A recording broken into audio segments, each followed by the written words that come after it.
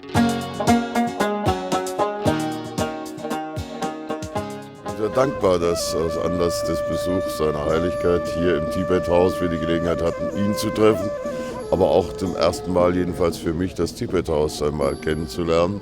Bin sehr beeindruckt von der Arbeit, die hier geleistet wird, auch von dem Ansatz, nämlich als kulturelles Zentrum der tibetischen Kultur, als spirituelles Zentrum, wenn man so will, für die buddhistische Glaubensgemeinschaft und als ein Ort der Begegnung, des Austausches, und zwar ganz bewusst mit allen Religionen und allen Völkern und nicht zuletzt aber auch für diejenigen Menschen aus Tibet, die hierher kommen, ein Stück Heimat für die Künstler, für die Literaten, aber auch für die normalen Bürger. Und das ist etwas, wo ich sagen muss,